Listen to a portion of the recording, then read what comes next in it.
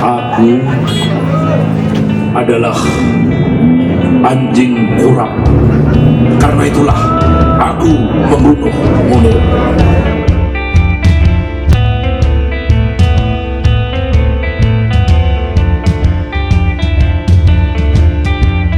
Aku bisa dibuat tak bernyawa di kursi listrik. Ya, jika Diko cukup berbudaya, Diko akan merasakan sesuatu yang kurang sepantasnya ketika mengetahui betapa racun itu sudah diujikan kepada seekor kucing. Dilanjutkan sebuah pesan, racun ini tidak boleh kena orang lain selain Munir.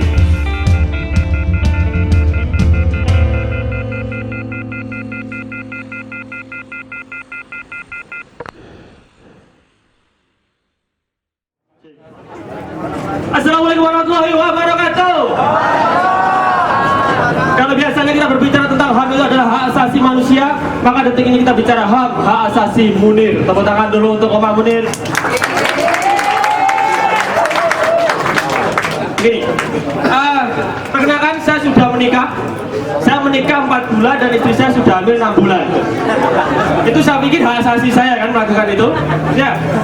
Jadi pada saat istri saya ini hamil 6 bulan kemudian melahirkan, itu kemudian saya ada hak asasi saya yang itu ternodai. Saya hak asasi saya adalah saya mendapatkan ketenangan, tapi ada banyak kemudian mbah-mbah sebelah rumah itu yang resek. Bilang begini, Wan, istrimu suruh banyak makan belut, biar nanti kalau lahir anakmu normal. Kalau lahirnya seperti belut perocot, begitu gak masalah. Yang ini susahnya kalau nangkep, ya kan? Perocot, anakku, ini kan kerusakan, ya kan? Sebenarnya kalau biar lahir normal itu gak usah belut, cukup makan keong. Keong itu kan kalau biar keluar dari rumahnya kan cukup dikasih bau mulut kan. Sekarang kalau ada ibu-ibu yang mau melahirkan, buka, nanti anaknya keluar kerembuk. Masa? Tapi pada saat saya masih kecil, itu ada hak asasi saya yang itu ternodai. Apa? Hak untuk ingin tahu. Saya nanya ke mbah saya, Mbah, anak itu kalau lahir dari mana? Mbah saya jawab, dari kuping. Iku menungso pokok-pokok, ya kan? Cowoknya, ya. Kalau memang ada anak lahir dari kuping, pasti lahirnya dibantu dengan cotton bud. Tusuk sini, das, anaknya lahir bro, gitu. Menakutkan. Dan kemudian pada saat bayi lahir, itu bayi itu memiliki sebuah hak. Hak apa? Hak untuk menyusui. Hak anak menyusui, ya kan? Pada saat bayi lahir, itu ada namanya IMD, inisiasi menyusui dini. Inisiasi menyusui dini. Jadi bayi lahir normal itu langsung ditaruh di atas perut ibunya untuk nyari di mana susunya. Tidak boleh dipaksakan kayak charger laptop, coklat club gitu kan, nggak boleh. Jadi anak bayi itu kan kerembuk kan, itu nyari susu. Itu saya itu nggak tahan, kan lama banget kan, kayak siput gitu kan. Ayo nak, sudah kelihatan itu loh betunduk begitu loh ya. Sudah jelas kamu jangan malu-maluin bapak kamu. Ini terang benderang kamu nggak tahu bapak gelap-gelit aja tahu kok ya. Begitu harusnya kan. Kerembuk. Ini inisiasi menyusui dini. Ini kalau ibu-ibunya ini orang biasa nggak masalah. Kalau susah itu kalau ibunya itu jupe. Tinggi banget ya. Jangan lebar gitu kan. Gitu kan. Ini menyesalkan. Ya. Dan kemudian, kalau kita bicara tentang hak asasi sudah berapa menit mas? 2 menit 50 detik ya, kurang lama berarti. Baik, saya berbicara tentang hak asasi. Jangan dikorupsi loh mas ya. Badan sampai gendut koruptor mungkin. Ya. Ini banyak yang makan soalnya ya. Jadi begini, kita bicara tentang hak asasi. Saya dulu itu kuliah itu 7 tahun, 14 semester. Siap mahasiswa abadi ya kan? Jadi begini loh, kuliah 14 semester mungkin bagi orang itu gila nih, jijik ya. Tapi jangan salah, hanya orang-orang tertentu yang bisa sampai level 14. Iya. Iya, itu kan menyenangkan. Dan juga teman-teman harus paham ya, bahwasanya ada hak asasi. Kalau manusia itu kan punya hak asasi manusia. Di anggota tubuh kita juga punya hak asasi. Apa? Kita ini sudah mulai ternodai hak asasi kita dengan adanya hot pen. Hot pen itu kan semakin sini kan semakin tinggi. Ini kan eksistensi celana dalam kan mulai tergeser kan. Orang pakai hot pen itu kan mungkin begini kan masih enak. Pas duduk celana dalamnya nyalip. Set. Gak boleh kan. Masuk. masuk gitu kan. Lama kelamaan kurang 1 menit. Oh enggak. Ya, jadi kan begini loh. Celana dalam kan apa hotpan itu kan makin lama kan makin naik ini. Nanti lama-lama hotpan itu tinggal bagian ikat pinggang saja. Jadi orang loh, mana celana kamu? Ini saya sudah pakai hotpan. Jadi nanti bisa diganti rumbai-rumbai, gitu kan, daun-daun, itu kan menarik ya. Dan juga yang teman-teman harus ketahui, hotpan itu selalu ukurannya itu lebih kecil dari pahanya. Ya kan? Meski lebih kecil dari pahanya, sehingga bagian kaki ini putih banget. Putih bukan karena mulus, tapi darah nggak ngalir. Sekian dari saya. Assalamualaikum. Halo semuanya. Selamat datang di rumah Munir.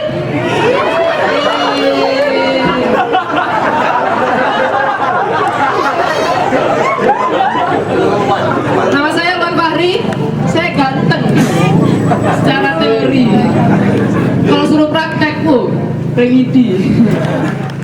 Menurut saya, penegakan hak asasi manusia di Indonesia itu masih terbelenggu. Hal ini terlihat jelas dari kondisi toilet umum di Indonesia.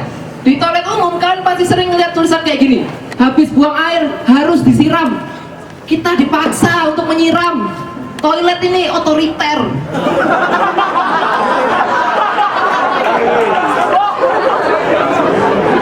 Kita tidak bisa melakukan perbuatan yang kita mau. Misalnya kayak gini, habis buang air nih, enaknya diapain ya?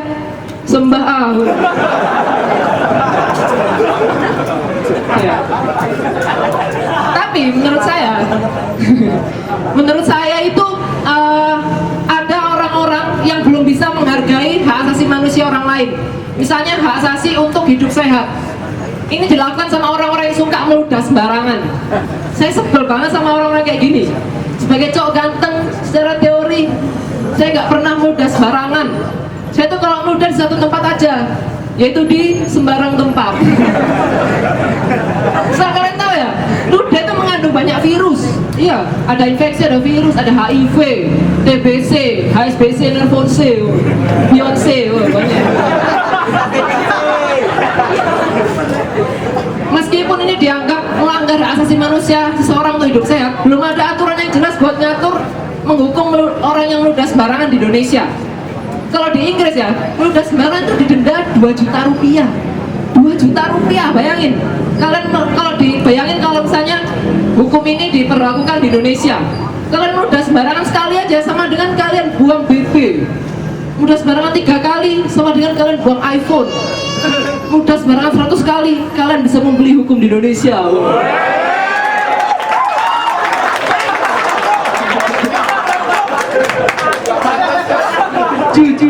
Ju. Pak Hakim bebaskan saya.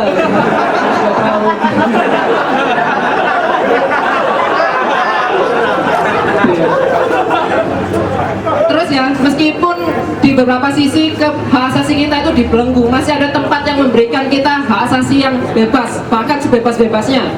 Ini di tempat ini namanya bioskop. Kalian sekarang sadar gak sih, banyak orang yang mesum di dalam bioskop?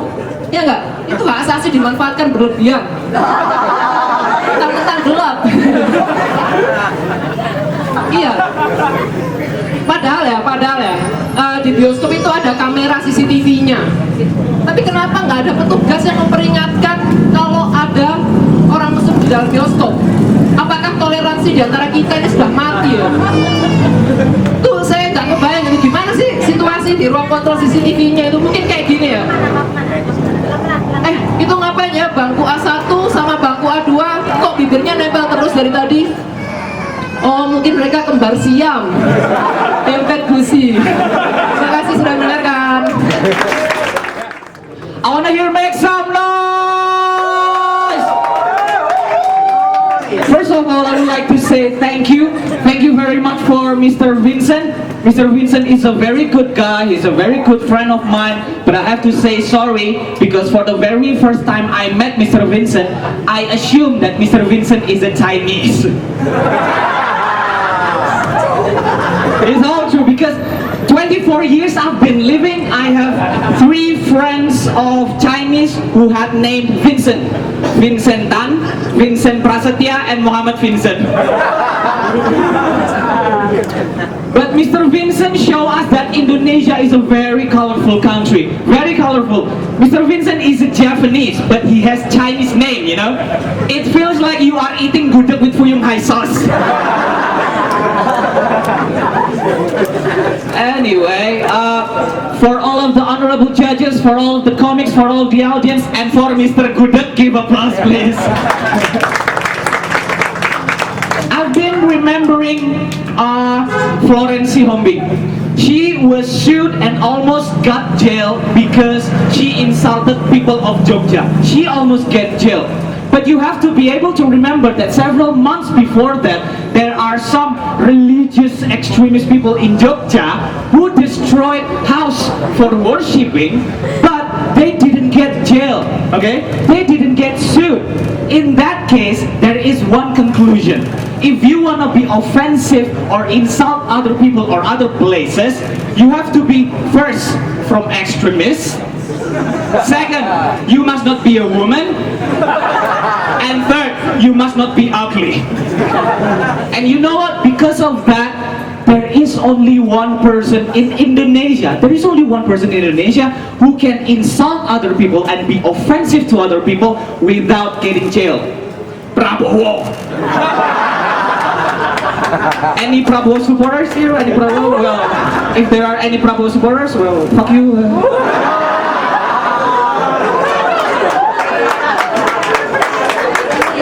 And you know what?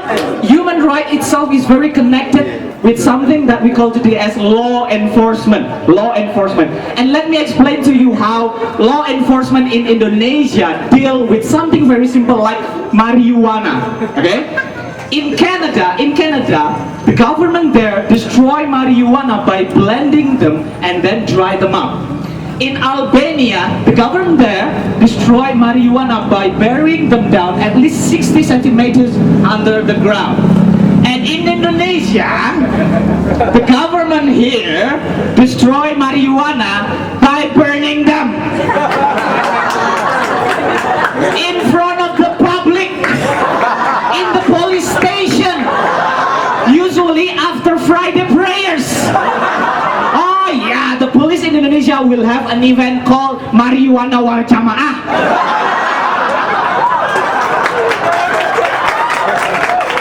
But this kind of fact, this fact actually is a good fact. It's a good fact because finally we can know that the government of Indonesia is actually understand about human right and equality. So finally, the marijuana can be enjoyed by everyone. And also, we don't, if we have marijuana, we don't need to hide that, okay? We just need to give it to the government. So the government will facilitate us to consume it together. And this method, you know, execution of marijuana, this is not actually an execution. This is actually a celebration. I want to go there one day if there is one marijuana execution in Malang. I want to go there. Maybe my mom will ask, where are you going? I'm going to the police station. For what? Camping. Don't worry, mom, I will be at home immediately. After 5 days, if I remember, with Mr. Gudeg. Thank you very much. You have been a very good audience. Thank you very much. Thank you.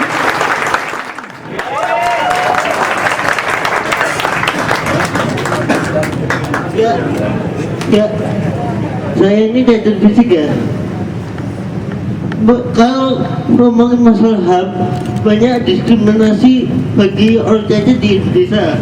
Contohnya, ibu-ibu kalau nasihati anak, dia jangan lari-lari nanti jatuh. Hati-hati kalau lari nanti jatuh. Saya nggak pernah digituin.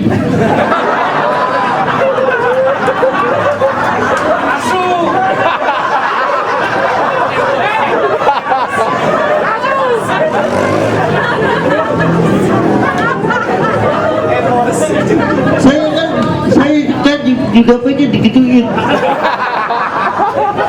Dek, hati-hati kalau lari. Nanti saya jawab, Bu, hati-hati kalau ngomong.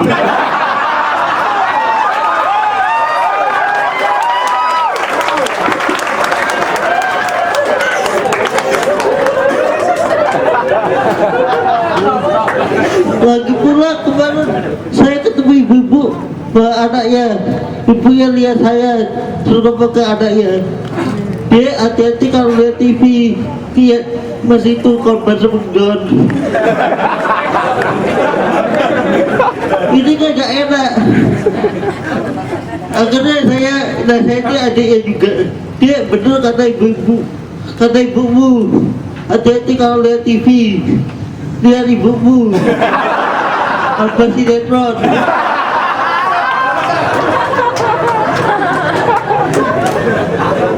Lagi pula anaknya kalau di sekolah capek harus pakai tenaga. Minimal kalau pemerintah nggak bisa bangun tenaga, bangun playbook lah. Kan enak tinggal muncul. Naiknya gimana ya tapi? Naiknya dikerak lawan tiap jalan sambil mengeningkan cipta.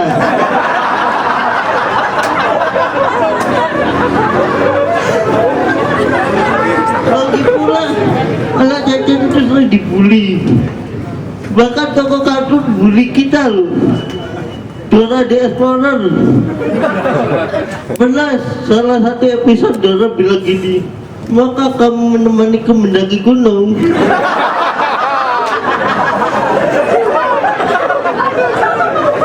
Kalau saya jatuh gimana? Dora yang bilang bagus.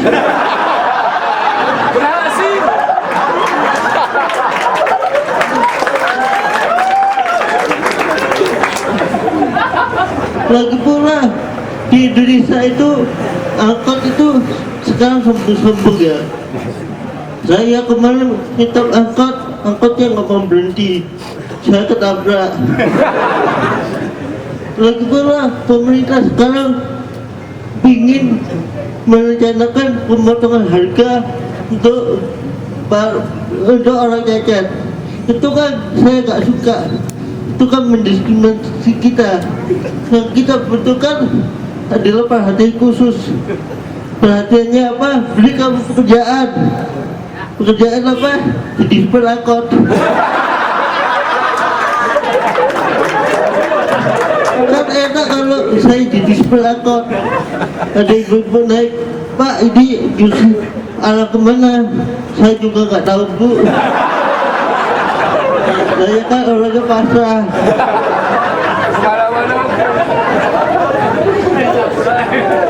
Misalnya saya jadi angkot, saya nggak sengaja nubruk mobil orangnya bara-bara. Saya jawab, ih beraninya sama orang cacat.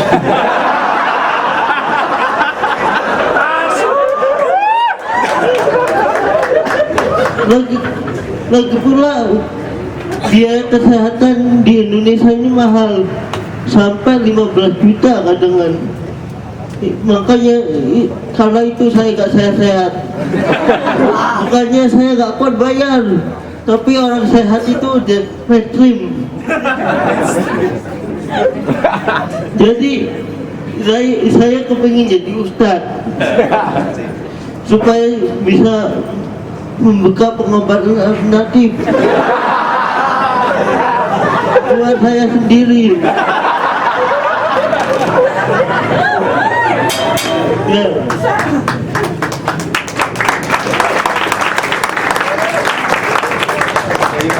Dulu itu saya bercita-cita jadi polisi, tapi kalau saya jadi polisi bakal punya jabatan, masuk tim forensik, jabatannya korban.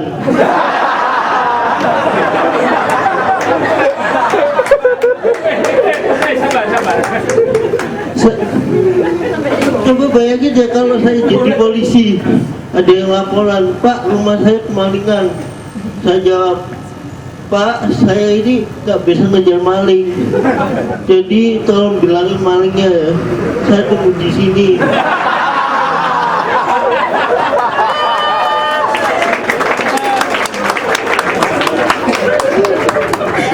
Saya ini juga pernah bercita-cita jadi aktor, Tapi karena di Indonesia acting saya cuma 3. Pertama, sakit stroke. Kedua, ketabrak mobil. Ketiga, gelinding dari tangga. Tapi di Indonesia ini saya paling benci sama Portal. Soalnya hal yang sepele bagi orang umum, bagi saya hal ekstrim. Melempati Portal saja saya nggak bisa. Jadi Portal saya anggap rival.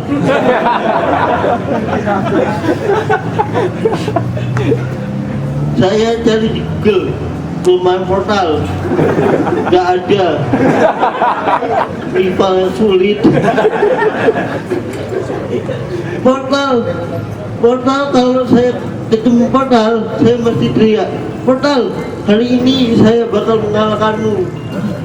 Portalnya diem aja. Kalau menang dia udah sombong.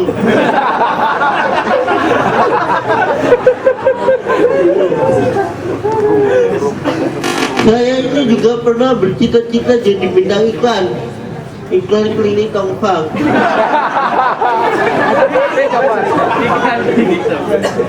Kalau saya jadi bintang iklan klinik Tongfang, saya bilang, dulu saya cacat fisik, tapi semenjak ada klinik Tongfang, saya jadi bintang iklan.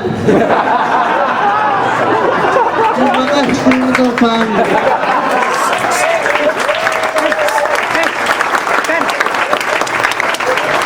Ya, saya Daniel Didi, terima kasih. Assalamualaikum warahmatullahi wabarakatuh. Selamat siang, wahai korban dari sandiwara pemerintahan. Melawan lupa 10 tahun ke belakang, yang baik dimusnahkan, yang jahat diberi tahta kekuasaan. Apa bedanya pemerintahan sama mantan?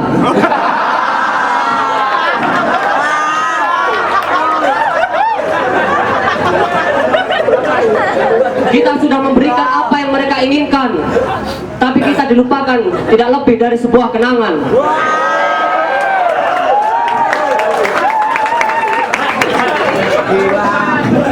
Keren kan? Kan. Oke. Selamat datang di negara di mana korupsi miliaran rupiah di penjara 4 tahun, sedangkan mencuri sandal jepit di penjara 5 tahun. Ini negara sudah gila. Iya kan? Bagaimana bisa sandal jepit lebih mahal daripada uang rakyat? Jangan-jangan itu ya, ada waktu Jumatan, ada orang itu sholat berangkat pakai sepatu, waktu pulang dia lihat sandal jepit, tuker lebih berharga sandal jepit. Atau ada orang nikah gitu, saya terima nikahnya dengan peralatan sandal jepit dengan suku cadangnya, apa-apanya.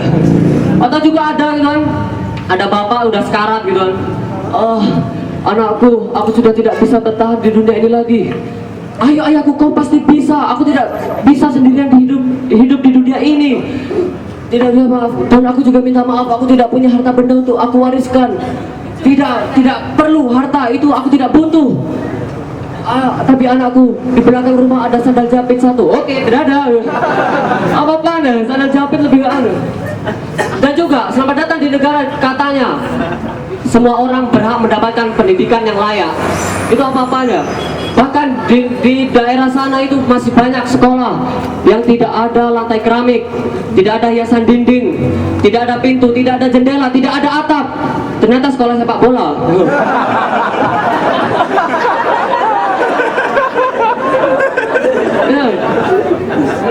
Dan juga bahkan ada yang mau berangkat sekolah pun itu perlu perjuangan. Pernah kalian lihat di TV mau berangkat sekolah melewati sungai yang deras dan dalam, hanya melewati jembatan tali, benar kan? Tahu? Ya itu, bayangkan ada anak SD cewek gitu kan, dia sudah pamit pada orang tuanya demi mengayang pendidikan kan, dia lewat jembatan tali itu, hujan, angin topan, lahar dingin di bawahnya, ada Godzilla lewat gitu, ekstrim ada. Dia sampai kepleset mau mati kan, nyampe ujung, terus dia berjalan ke sekolahnya, tapi di depan sekolahnya ada papan pengumuman, maaf sekolah libur, guru sedang skultur ke luar negeri. Oh ada. Dan juga bahkan ada guru itu yang mengajar banyak pelajaran dalam satu sekolah, host. Kan kasihan ya, dia paginya matematika, bahasa Indonesia, ngajar bahasa Inggris, ngajar pendidikan agama Islam, agama Kristen, agama Katolik. Gurunya multi talent ya, tahu semua agama. Aduh. Oh ya, ayo bertepuk tangan dulu buat kalau mau Omar Munir. Oh ya, bahkan karena pemerintah ini kurang perhatian terhadap generasi muda, dia sampai merebut hak anak untuk bermain. Ada gitu, ada anak setelah pulang sekolah dia tidak bermain, namun dia membantu perekonomian keluarga. Dia apa? Bekerja jadi dosen. Bahkan juga ada gitu yang menjajakan kue basah gitu ya, kerupuk disiram kue basah. Ya, dia berjualan gitu ke kelas demi kelas ke teman-temannya gitu kan. Dia nggak malu ke teman-temannya gitu kan, soalnya teman-temannya jualan juga. Ya, dia ke sekolah itu gak hanya bawa tas sama PR gitu kan. Dia bawa pisang goreng, bawa tahu berontak, bawa pisang isi tahu sambil digoreng terus sambil berontak gitu. Enggak. Terus juga ada apa? Dia kan ditanyai gurunya, "Nak, apa kau tidak malu berjualan di sekolah ini?" "Tidak, Ibu Guru." "Loh, apa kau berjualan ini demi bayar SPP?" "Tidak, Ibu Guru, saya berjualan ini buat beli kunci UNAS." Oke, selamat siang. Selamat siang semuanya. Kenalkan, nama saya Indra Cahya. Saya ini sekarang kita berdiri di sini semuanya, kita memperingati 1 dekade meninggalnya Munir. Yang mana HAM itu belum ditegakkan gitu. Tapi menurut saya, kalau saya pikir-pikir, hampir semua orang itu pernah dilanggar hak asasinya. Termasuk saya gitu. Saya dulu waktu kuliah dulu, saya itu mau ujian skripsi itu nggak boleh, karena apa coba? Karena saya brewokan. Kenapa coba? Saya pikir, aduh kenapa ya saya brewokan kok nggak boleh? Padahal emang kenapa gitu? Saya nggak bisa nyimpen contekan di brewok saya gitu, nggak bisa. Dan lagian salah apa gitu brewok saya gitu? Brewok saya nggak pernah nyulik orang kok, nggak pernah nyulik aktivis. Kenapa gitu? Kenapa itu saya tanya gitu, saya penasaran gitu. "Ibu, kenapa saya nggak boleh ujian skripsi?" "Karena brewok kamu serem," gitu katanya. Ini stereotyping, nggak boleh nih. Kenapa kalau brewok serem nggak boleh gitu? Kan orang ini loh bilang brewok saya serem. Dia nggak pernah lihat Surya Paloh apa gimana ya? Iya, nggak pernah lihat Hagrid, Dumbledore gitu. Iya, lagian menurut saya orang brewokan itu nggak serem. Menurut saya orang brewokan itu nggak serem. Kalau orang brewokan serem, nggak mungkin disembah.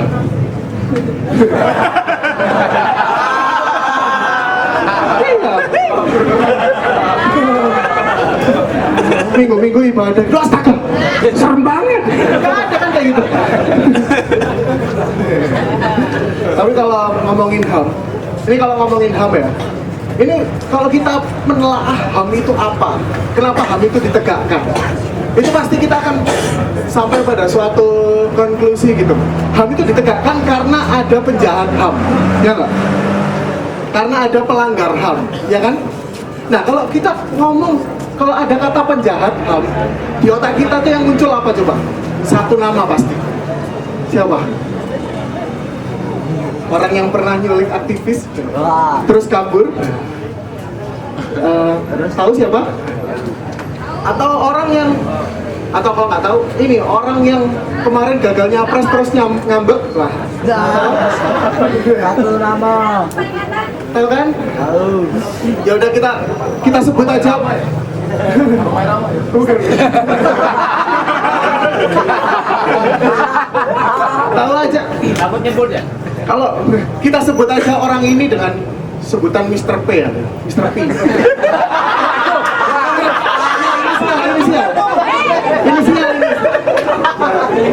Inisial ya. Tapi kalau ngomongin Mr. P ya, bukan ini. Itu maksudnya. Kalau ngomongin Mr. P, ini saya sebel sama media. Media itu over informasi itu.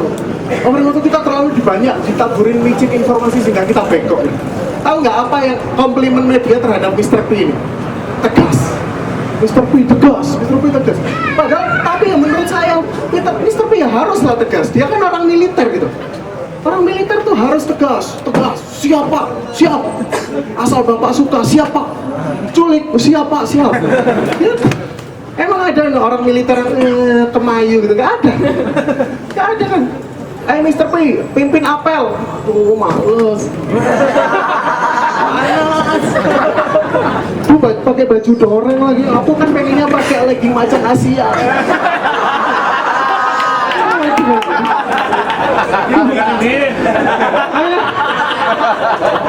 Iya kan harus tegas gitu ya. Kan kalau misalkan gini, kalau ada orang ya, kalau ada kita memuji orang, seseorang itu tegas, itu kita kudunya memuji orang itu tegas tuh bukan orang yang sudah tegas gitu. Kita kayak misalkan memuji gini deh, memuji kayak Waria gitu, Waria yang kalau nyanyi feminin tau gak? Aku tak mau, gitu. Terus pas kita kasih duitnya, dia bilang, kurang, wih tegas banget, itu baru tegas. Itu baru tegas. Kalau Mr. P itu emang tegas dia tuh. Jadi kalau ada yang menekan, lenyap. Jadi kalau orang itu, menurut saya manusia itu egois. Kenapa? Karena manusia itu nggak cuma mengambil hak asasi orang lain, tapi juga hewan gitu. Terbukti dengan adanya animal print. Tahu kan animal print, cewek-cewek yang suka pakai tuh legging, apa namanya, baju zebra, baju macan tutul. Itu ada loh baju animal print yang diambil dari hewan asli, coba. Hewan asli. Ini saya nggak paham sama cewek-cewek ya. Cewek itu nggak puas sama bulunya sendiri. Dia alis dikere, bulu mata di extension, bulu kaki di wax gitu. Tapi dia malah ngambil bulu hewan lain untuk jadi bajunya. Gimana coba? Ini kalau hewan-hewan lain itu yang bulunya diambil, tahu ini pasti merasa eksistensinya terancam pasti. Ya, ada macam tutul gitu kan, laya-laya di taman safari gitu. Ada mbak-mbak pakai lagi macam tutul, dia lihat, astagfirullahaladzim, dia membunuh temanku. Dia merenggut hak asasi temanku. Terus dia memberikan kabar duka itu kepada temennya lagi. Bro, kamu udah dengar kabar duka belum? Iya, kabar duka soal bau. Iya, dia jadi legging loh.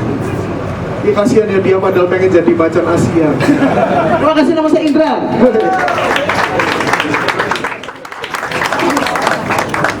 Assalamualaikum warahmatullahi wabarakatuh. Selamat datang di Omah Munir. Ya, kita tuh sering ya, banyak orang menuntut hak mereka, namun merampas hak orang lain. Contoh simpel itu orang main petasan. Ya, itu yang nyalain mereka, yang kaget kita. Ya, kenapa nggak mereka nikmatin sendiri ya, nyalain di toilet gitu ya. Bing, ya, lebih nyaring, ada efek gemanya. Atau dinyalain di kantong ya,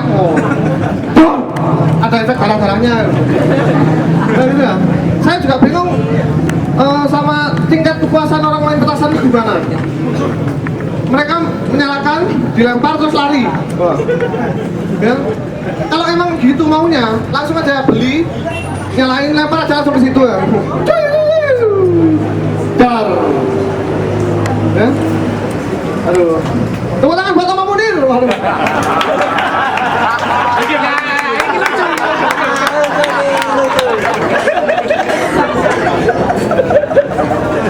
Petasan ya. Nah gitu ya. Orang main petasan juga gitu.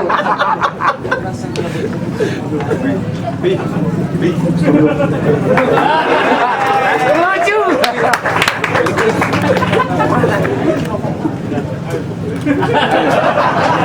Apa mana?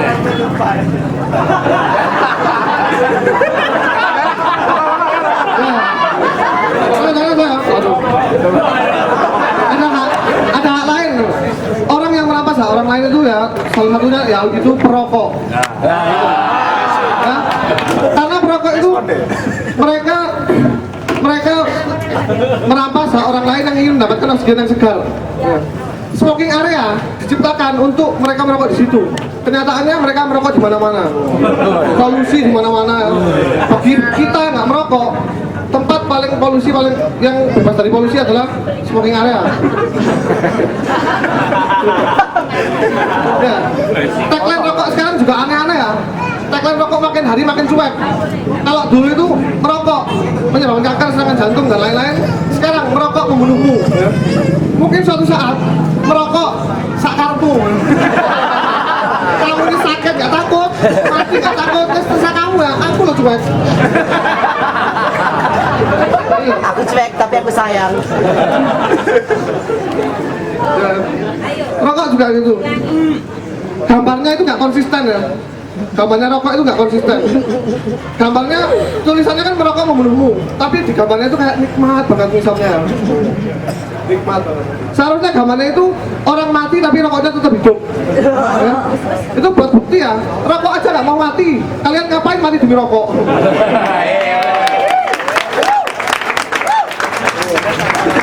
Nah, sekarang ada katanya itu kalau kecanduan rokok itu disuruh makan permen.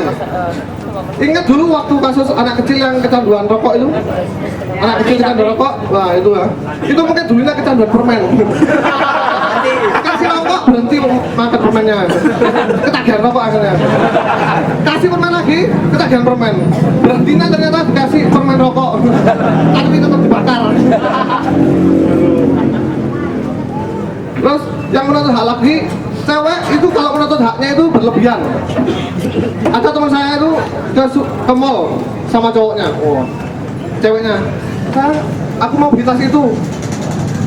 Cowoknya, aduh saya nggak bawa uang.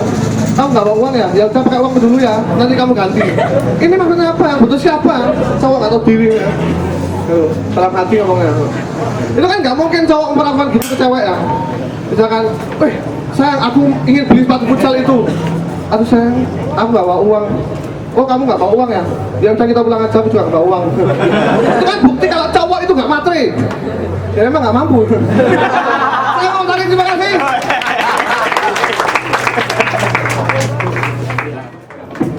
Assalamualaikum warahmatullahi wabarakatuh. Hamdan wa salaman amma ba'du. Oma Munir teman-teman, ini adalah satu tempat museum di mana kita untuk tahu sejarah tidak harus bayar mahal. Tepuk tangan buat Oma Munir.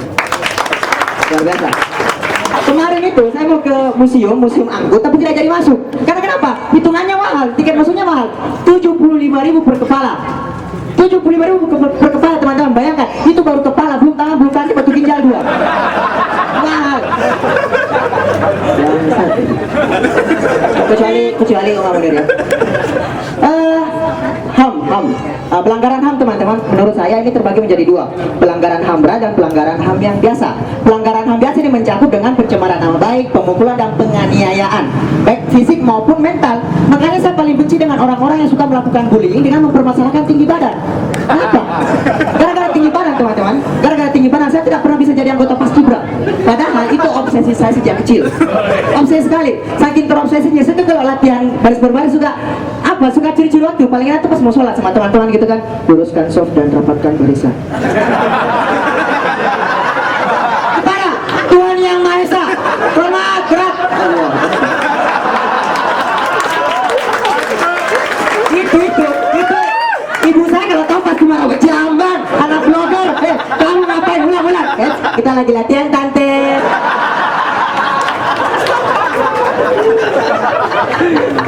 Teman-teman, pelanggaran HAM yang paling berat menurut saya adalah tindak korupsi.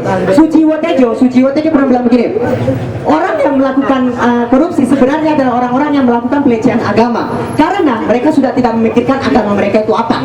Yang mereka pikirkan cuma apa kata nafsu, betul? Tidak ada bedanya dengan orang-orang yang melakukan onani. Bahkan bagi saya, maaf, orang yang melakukan onani sedikit lebih baik daripada orang yang melakukan korupsi. Kalau onani apa? Mereka cuma buang-buang sumber daya manusia kan? Ya, Mas. Tapi kalau korupsi mereka jelas-jelas membunuh jutaan sumber daya manusia dan itu jelas merugikan. Dari sini teman-teman, dari sini saya berpikir bahwa sumber daya manusia yang terbuang sia-sia itu sebenarnya lebih layak hidup daripada koruptor-koruptor di Indonesia. Serius teman-teman. Ini materi saya jumlahnya 2 SKS, kalau nggak paham bisa ulang. Berapa menit Mas? Oh, baru coba. Oke, masih ada satu lagi. Oke. Pelanggaran HAM ini bisa juga terjadi dalam isu kesetaraan gender, di mana seorang cewek ini bisa jauh lebih egois daripada seorang cowok. Bisa. Contoh kecil, tidak usah jauh-jauh. Contoh kecil di toilet. kita lanjut di toilet. Kalau ada cewek di toilet cewek, kemudian ada cowok salah masuk toilet, yang jadi siapa? Cewek. Tapi kalau ada cowok di toilet cowok, kemudian ada cewek salah masuk toilet, yang jadi siapa? Cewek lagi kan? Ini membuktikan bahwa cowok tidak pernah dikasih kesempatan untuk histeris.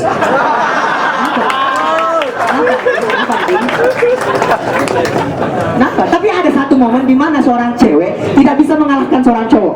Kencing berdiri.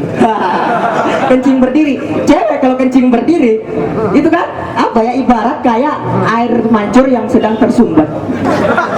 Airnya kemana-mana. Sekian dari saya, terima kasih.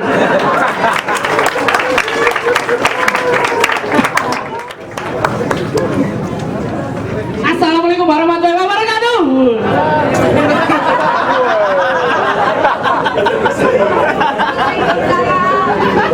Ya, perkenalkan, nama saya Raisa. versi Lego kecil.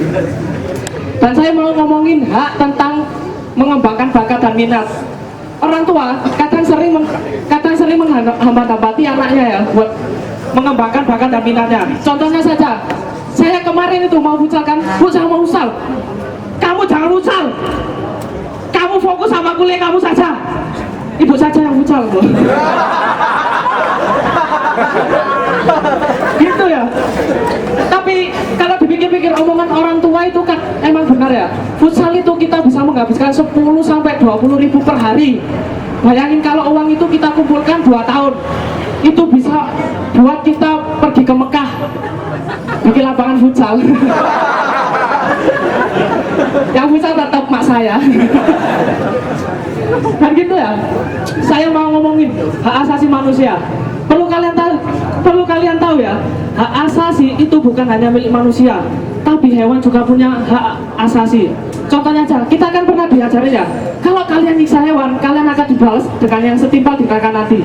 Kemarin ada kucing ya, berantem, ngangeong, saya siram pakai LS, biar. Jadi kan enak, nanti di neraka saya disiram sama kucingnya pakai LS, biar. Jadi ujung-ujungnya saya bukan disiksa, tapi es bucket challenge.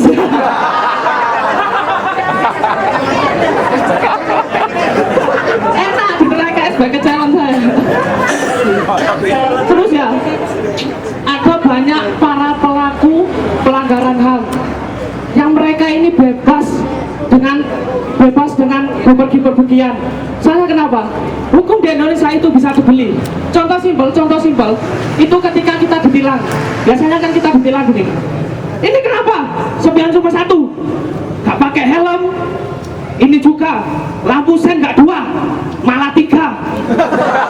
Ke kanan semua lagi. Ya Pak, maaf Pak, soalnya I stand on the right side.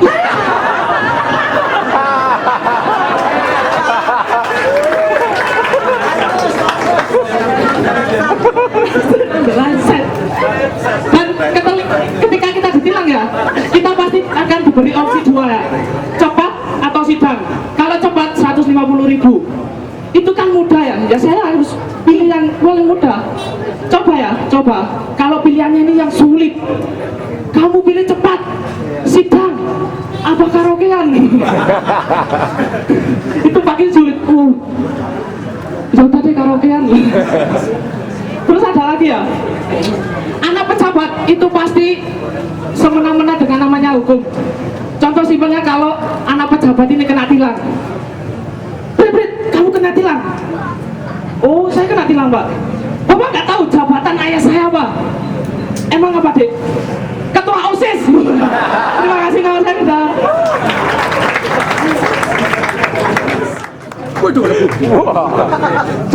Ya, assalamualaikum warahmatullahi wabarakatuh. Terima kasih buat kalian semua yang sudah bertahan sampai sekarang. Tepuk tangan buat kalian semua. Perkenalkan dulu ya, nama saya ini Galang Aji dan saya Calo Villa. Jadi Calo Villa itu enak. Saya itu bisa mengangkat sedikit ekonomi keluarga saya. Dari yang dulu itu adik saya kalau berangkat sekolah selalu naik ojek, diboncengin tukang ojek, sekarang sudah bisa nyetir motor sendiri. Gantian tukang ojeknya dibonceng.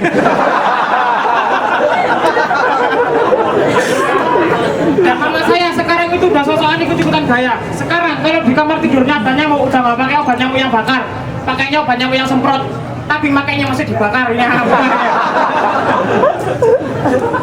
Hak asasi manusia. Bicara tentang hak, di tempat saya jadi calon villa, itu ada peraturan bahwa setiap calon villa berhak menolak tamu berpasangan yang belum menikah untuk menginap.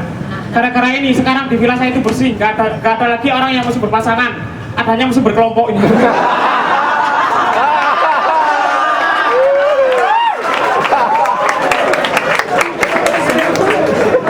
Padahal dulu sebelum adanya peraturan ini, orang masuk ke villa saya itu aneh-aneh dan liar-liar. Pernah suatu hari ada orang masuk ke villa saya itu ya, cowoknya satu, ceweknya dua. Terus ada lagi cowoknya dua, gantian ceweknya yang satu. Terus ada lagi cowoknya tiga, gak ada ceweknya ini.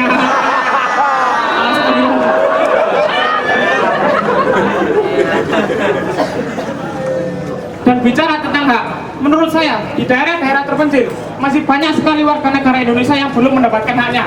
Seperti hak dasar, hak memilih agama, hak memilih presiden, hak memilih agamanya presiden. Ini yang belum.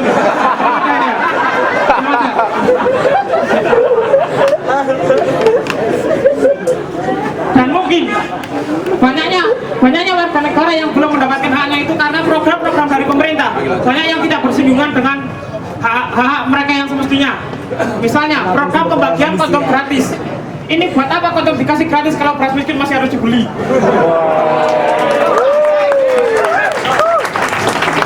Dan saya curiga, mungkin gara-gara ini sekarang kondom itu ada rasa-rasanya ya.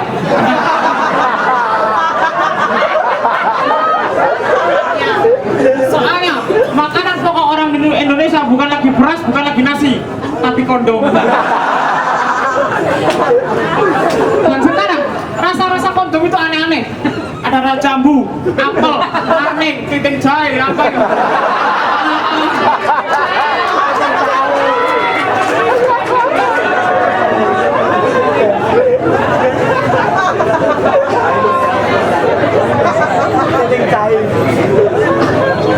Tapi meskipun gendut sini, saya dulu itu pemain bola mata. Pemain bola.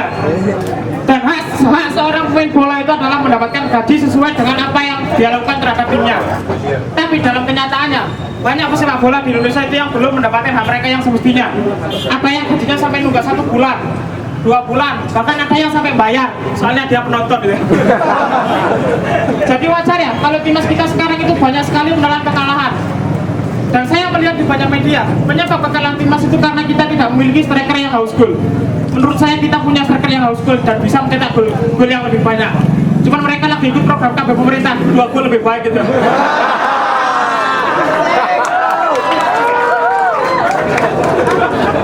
Dan yang paling membuat saya kecewa itu waktu Indonesia itu kalah dari Belanda. Dan media itu terlalu mengekspor berita tentang kekalahan tersebut. Menurut saya harusnya media itu sedikit membuat berita-berita positif. Misalnya Indonesia berhasil menahan imbang Belanda sampai menit 10 gitu. Atau mungkin Puasa Rosa menjadi pemain terbaik karena berhasil memecah-aceh pertahanannya sendiri gitu. Atau mungkin Bambang Pamungkas berhasil menjadi man of the match karena berhasil melakukan 18 kali tembakan ke arah penonton gitu. Terima kasih.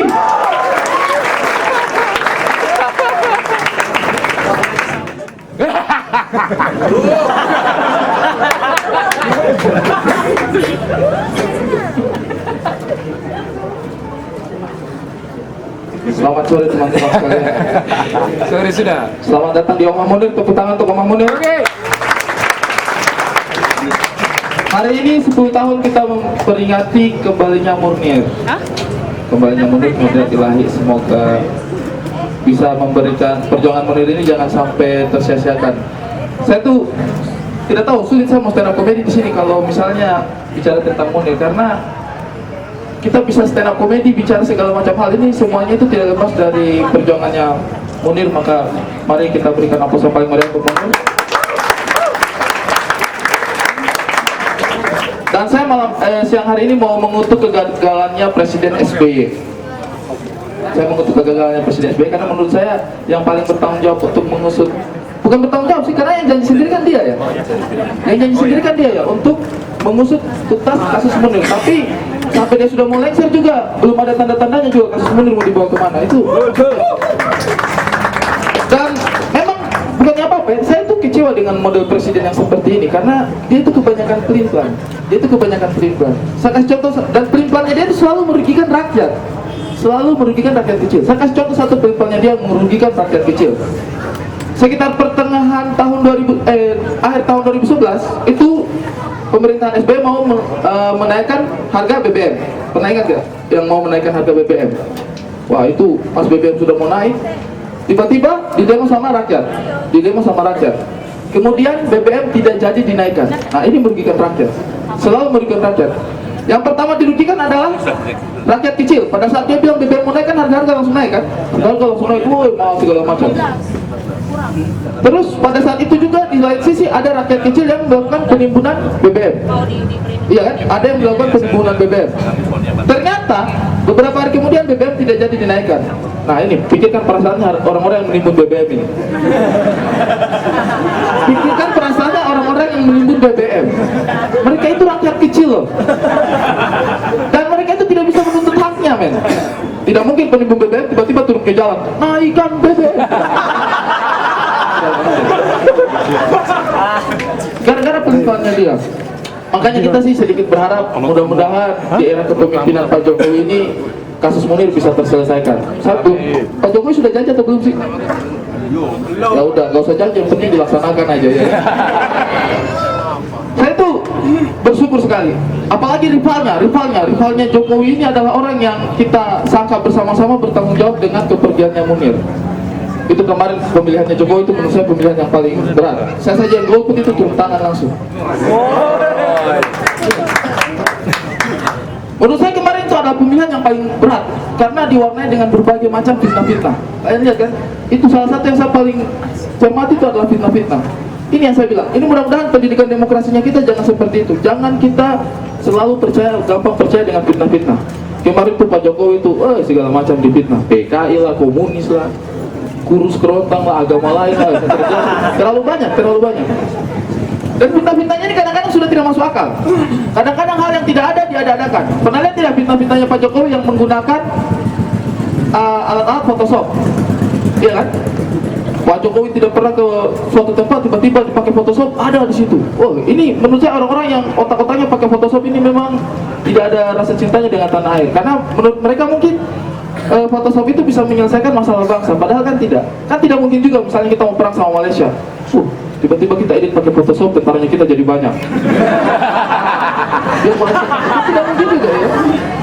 Atau misalnya di Indonesia Timur terjadi kelaparan, edit pakai beras, Photoshop banyak, selesai masalah. Tidak mungkin. Dan menurut saya kalau kita mau bicara fitnah, jangan gampang percaya fitnah. Karena kalau saya mau percaya fitnah, saya juga akan menjadi kerdil pikirannya saya. Banyak fitnah-fitnah yang berselebaran tentang lawannya dia juga. Misalnya fitnah kalau Pak Prabowo itu bijinya cuma satu. Itu kan menurut saya fitnah juga. Meskipun saya tidak tahu benar apa salahnya. Mungkin bisa jadi benar.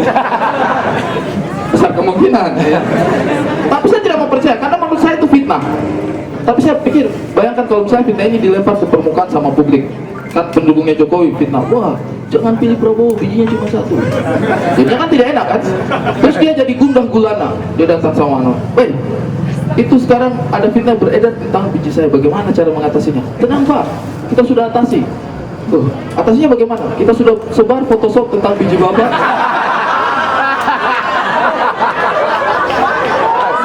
Kita buktikan kepada rakyat. Kan gampang kan, tinggal diambil biji kirinya, di crop, copy paste, dibilang dikit. Jadi banyak juga bisa. Jadi banyak.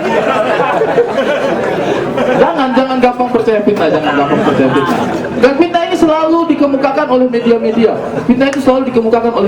Saya juga tidak pernah berpikir ini media-media ini sepertinya. Maksudnya apa sebenarnya media-media ini? Berita-berita yang tidak ada, yang tidak ada sangkut pautnya kadang-kadang akan di permukaan. Ada satu contoh berita ringan, tapi itu masuk ke dalam pikirannya saya bilang, ini apa maksudnya berita ini? Beritanya ringan, tapi saya itu terganggu dengan berita itu. Di Malang kejadiannya. Ada yang tahu penemuan granat di Malang? Ya. Ada yang tahu? Nah, tahu nggak?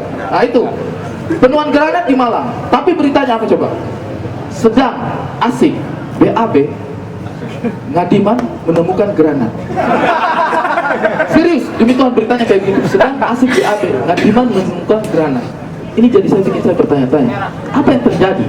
apakah Ngadiman lagi duduk jongkok? Tiba-tiba keluar granat. Pokoknya beritanya itu sangat memprovokasi. Dan satu hal yang bikin saya tertarik di situ adalah kata-kata asing. Namanya berita itu fakta aja yang disampaikan. Kenapa harus ada opini di situ? Maksudnya, kecuali kalau itu memang betul fakta. Tapi dari mana dia tahu? Apakah wartawannya bertanya langsung sama dia? Ya?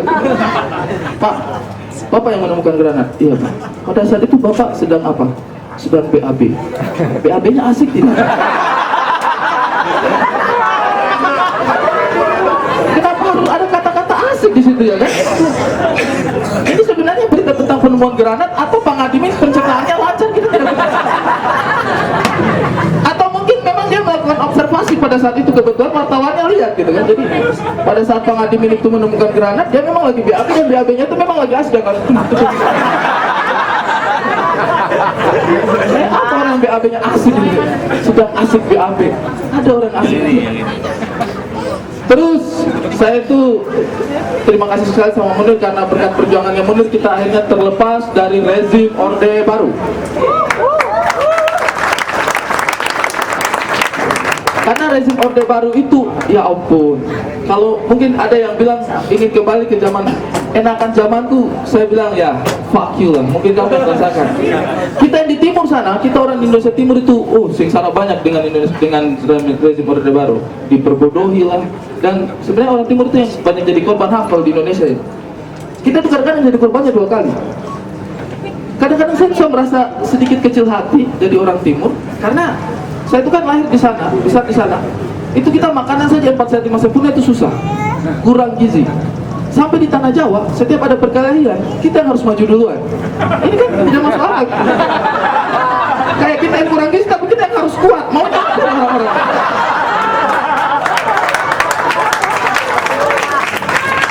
Kita yang kurang gizi, tapi tetap kita yang harus kuat.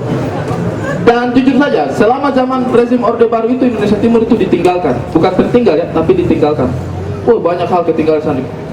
Dan saya juga mengalami masa kecil yang sangat keras selama zaman Orde Baru. Saya itu sampai harus cari uang sendiri. Saya harus cari uang sendiri. Tapi untungnya saya ini kan pintar ya. Memang ada bakat apa ya, pengusaha, wirausaha dari kecil. Saya waktu dulu untuk membiayai SMA, jajannya saya itu waktu di SMA kan zamannya saya itu masih VCD. Nah, untuk membiayai sekolah dan jajannya saya itu saya berusaha menyewakan VCD porno di dalam sekolah. Ya jangan diketawakan, namanya juga usaha ya. Laku. Yang penting kan halal ya. Tapi menyewakan VCD porno di dalam sekolah itu tidak sesederhana yang kita pikirkan. Karena di dalam sekolah kan tertib kan. Memang konsumen banyak. Tapi tantangannya juga besar. Itu guru-guru itu paling suka cari kita punya VCD porno itu. Untungnya saya punya otak. Akhirnya untuk menyembunyikan barang dagangan kami itu, kalau yang sekolah zaman dahulu mungkin masih ada gambar pahlawan, tidak tahu sekarang. Itu ada gambar pahlawan, biasa didekatkan tuh hanya di atas dengan di bawah. Kemudian akhirnya ada rongga-rongga di situ kan. Nah, disitulah biasanya gambar-gambar VCD porno itu kita sembunyikan. Cuma ini agak sedikit merusak memori saya. Karena apa? Karena saya jadinya kurang menghargai jasa para pahlawan. Soalnya kalau ada orang datang tanya, ada yang saya, anak murid datang tanya, Ari, ada yang baru kan? Saya, mau yang apa? Prancis itu kayaknya Teguh Umar deh.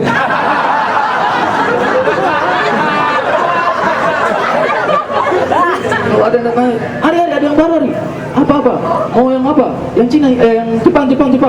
Yang Jepang itu kayaknya R.A. Kartini deh. Sekarang saya kalau lihat gambarnya R.A. Kartini itu kepikiran Kimochi.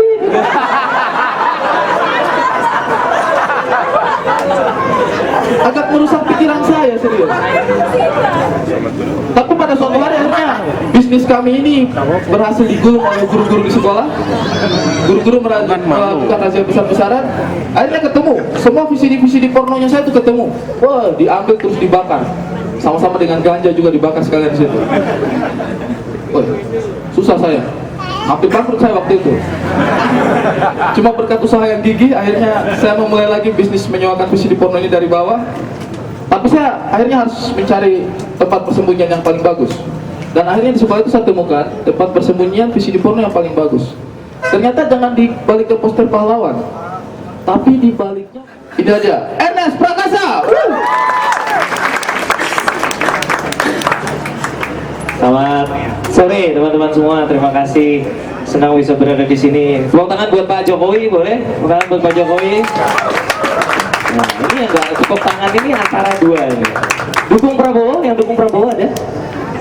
Oh, dukung Prabowo tapi ke Omah Munir ya. Salah tempat mas, itu kayak bulan puasa datang ke tempat babi panggang, itu agak salah, kurang pas. Teman-teman tahu ini tulisan apa? Ya, milik pribumi, maksudnya apa di balik itu gitu. Tahun 98 waktu kerusuhan, tulisan ini ada di banyak rumah di Jakarta. Tulisan ini bisa menyelamatkan nyawa orang teman-teman, saya nggak bohong. Jadi tulisan ini banyak yang menyoretkan di tembok mereka dengan tulisan ini, ada yang pakai pilok, spidol, ada yang pakai lipstick, eyeshadow, atau juga lah apa aja yang ada gitu ya, untuk menyatakan bahwa mereka orang pribumi, bukan orang Cina gitu. Dan dengan hanya sesimpel tulisan seperti ini mereka bisa selamat. Keadaannya waktu itu tuh ngeri banget. Makanya waktu tahun 98 udah cukup lama, makanya begitu kita masuk ke pemilu yang sekarang banyak teman-teman yang tidak merasakan ngerinya tahun 98. Itulah kenapa Prabowo bisa dapat segitu banyaknya suara ya. Dan di Twitter cukup banyak public figure yang mendukung Prabowo. Terus mereka dituduh, wah ini pasti bayaran. Kalau menurut saya belum tentu kalau public figure nge-tweet tentang Prabowo itu belum tentu bayaran. Bisa aja emang dasarnya goblok gitu, bisa aja. Jangan meremehkan mereka gitu dong, belum tentu dibayar ya. Bisa aja emang tolol aja gitu dari sononya. Saya tuh sebenarnya secara pribadi nggak punya masalah sama Pak Prabowo, nggak ada. Cuman saya takut aja kalau dia jadi presiden. Ini kita kayak tadi Ari udah bilang salah satu perjuangannya Cak Munir, kita jadi hak asasi manusia ini bisa ngomong bebas gini. Kalau Pak Prabowo presiden, saya nggak akan bisa ngomong kayak gini teman-teman. Bisa, tapi besok hilang ya kan. Lu lihat Ernest ya? Kayak kemarin di Batu deh dia. Mana dia sekarang ya? Ini ngomong kalau di jidat saya ada titik merah, tolong kasih tahu ya. Ada titik merah di sini, tolong kasih tahu gitu. Nanti saya ganti topik aja. Gitu. Saya galau. Apalah yang ringan-ringan gitu. Tapi pemilu kemarin itu seru banget. Seperti kata Ari, banyak fitnah diarahkan ke Pak Jokowi. Tapi segala fitnah itu gagal karena menurut saya ada satu peluru yang tidak mereka pakai. Pak Jokowi dibilang Kristen, dibilang Cina, dibilang segala macam. Mereka nggak pakai fitnah ini. Harusnya mereka pakai fitnah ini. Bilang kalau Pak Jokowi itu gay. Kenapa nggak ada yang pakai jurus itu coba? Bilang aja Pak Jokowi itu gay. Kemarin maju sama Ahok pilkada soalnya dia suka yang oriental gitu, putih mulus gitu. Ini pahanya Ahok mulus pasti, yakin gue. Dor. Oh, merah-merah. Oh, gue berasa Marcus Horizon. Ya tapi beneran, maksudnya kalau Pak Jokowi dibilang gay gitu ya, paling Ibu Megawati akan astagfirullahaladzim gitu kan. Ya, tapi kan Guru Soekarno Putra akan bilang alhamdulillah. Lumayan. Habisnya banyak yang nyamain Prabowo, mengingatkan mereka akan Soekarno. Samaan Prabowo sama Soekarno cuma satu, punya satu anak laki-laki yang ngondek, udah itu doang persamaannya. Beda gitu, sama-samain gitu. Tapi gua punya satu kesamaan sama Pak Prabowo, jujur. Kita sama-sama benci asap rokok. Gua nggak kuat banget sama asap rokok. Makanya Mas Butet gua usir. Mana Mas Butet? Tapi gua ngipas aja. Nggak, tapi gua sama Pak Prabowo juga sangat benci sekali asap rokok, teman-teman. Ada satu kejadian pada waktu lagi syuting. Teman-teman yang film pasti tahu ceritanya. Jadi beliau datang ke lokasi syuting. Ini udah bilang, udah semua kru udah di brief teman-teman. Nanti kalau ada Pak Prabowo jangan ada yang rokok. Dia benci sekali asap rokok. Siap. Tiba-tiba pas beliau datang ke lokasi syuting, ada yang rokok. Entah dia mencari adrenalin atau apa gitu ya. Entah motivasinya apa gitu. Tapi dia ngerokok teman-teman. Dan kalian tahu apa yang terjadi? Digampar, ditempeleng. Backhand lagi ya kan? Backhand namanya. Buak gitu. Bener, ini kisah nyata loh. Buak gitu. Tamparan mantan ketua Kopassus. Gitu. Lumayan. Lu lihat tangannya gede banget, tangan dia. Lumayan. Tapi ada tapinya, mungkin dia merasa bersalah atau gimana gitu ya. Setelah kejadian itu, ajudannya nyamperin orang yang digampar, dikasih amplop isinya uang 1 juta teman-teman. 1 sebagai tanda perasaan bersalah, permohonan maaf. Jadi ini hikmah dari kejadian ini adalah untung syutingnya cuma sehari, karena kalau syutingnya 2 hari besok semua orang akan ngerokok di tempat itu ya pasti ya. Ibu-ibu, anak kecil gitu ya. Pak Prabowo, Gampar dong. belum bayar kosan Pak. Pak, bikin lingkaran Pak. Kalau lingkaran 1,5 juta ya Pak. Ada kesamaan sama Pak Prabowo itu doang satu tadi. Habis katanya beliau kalau kampanye naik kuda, nggak apa-apa dong naik kuda, dia kan turunan Pangeran Diponegoro katanya gitu. Kalau menurut saya sih bukan masalah dia keturunan siapa, masalahnya karena kelakuan dia udah berapa garis keturunan yang hilang di tangan dia gitu kan, itu kayaknya lebih penting kalau menurut saya gitu. Lo saya ditokokin nggak apa-apa. Pemimpin kita sebentar lagi ganti, kayaknya ada yang lagi galau di istana ya. Bentar lagi, bukan Pak SBY, bukan, yang lagi galau di istana adalah Bu Ani ya. Pak SBY gue rasa udah legowo. Bu Ani kita bentar lagi akan lihat foto-foto kardus terus ditaruh Instagram gitu kan. Kardus sudah dilakban gitu, tulisannya it's so hard to say goodbye. Gak rela gitu dia meninggalkan istana ya kan. Tapi setelah melihat dia galak di Instagram tuh gue baru sadar, oh ini mungkin kenapa presiden kita tuh kayaknya unyu-unyu gitu ya. Jenderal tapi unyu gitu. Mungkin kalau punya istri terlalu galak tuh jadinya gitu ya. Jadi gue kalau ketemu Pak SBY gue pengen I feel you bro. Sebagai suami gue paham. Abisnya nggak gini loh, kan katanya kalau militer itu tegas, tapi kenapa Pak SBY itu kayaknya mellow banget gitu. Dia tuh pernah perang apa enggak dulunya ya? Pernah ikut perang nggak? Kalau gue rasa kalau dia ikut ke medan perang, diterjunkan, terjun ke medan perang, tentara yang lain pada perang, mungkin dia mungkin di tenda nulis diary gitu. Teman-temannya pada perang dia nulis diary gitu, dear diary, hari ini temanku Joni kakinya ketembak, sedih sekali, gitu ya. Terus dibikin jadi lagu gitu. Ya tapi kita rindu sosok pemimpin yang tegas gitu. Makanya kenapa salah satu alasannya itu menurut saya, kenapa salah satu alasannya Ahok itu bisa mendapat simpati rakyat banyak karena dia tegas gitu. Jadi di sini ya setuju ya Pak Ahok jadi presiden, setuju ya semuanya ya. Gak apa-apa dong, kasih kesempatan. Barack Obama aja bisa jadi presiden di Amerika Serikat setelah negaranya 200 tahun merdeka, tapi jadi Ahok udah jompo. Gak apa-apa, tapi nanti foto presiden kan keren. Kalau presiden biasa gini kan, SBY kan, kalian tahu foto Pak SBY kan selalu senyum-senyum kentang gitu kan, senyum-senyum nanggung gitu, kayak senyum-senyum nahan cepirit gitu kan. Kenapa nggak lepas aja senyumnya, kok bergetar? Kalau Pak Ahok mungkin jadi presiden, fotonya di dinding nggak akan gini, dia akan gini. Pakai baju kungfu gitu ya. Terus pernah ada yang nanya sama gue gini, Nas lu kan dukung Ahok, kok lu gak dukung Haritanu waktu zamannya pilkada lagi, pilpres lama ya Pak Haritanu gitu. Tahu Pak Haritanu kan ya? Ya maksudnya gini loh, emang mentang-mentang Cina terus mesti gue dukung gitu. Emang sih sama-sama Cina, cuman kan beda gitu ya. Emangnya karena sama-sama Cina tuh sama-sama bagus. Emangnya semua telepon karena sama-sama bisa dipakai nelfon, emangnya semua telepon sama? Enggak kan? Iyalah, Ahok itu ibaratnya iPhone. Haritanu tuh Mito, beda. Jangan dibandingin. Nggak bisa mentang-mentang sama-sama Cina terus dibanding-bandingin gitu. Nggak bisa gitu lah. Ya. Tapi ya seperti yang kalian ketahui, yang saya sudah bilang ulang-ulang, akhirnya agenda kami kesampaiannya teman-teman ya. Ya misi underground kami menempatkan Ahok di DKI 1 sudah tercapai ya. Ibu kota telah kami kuasai.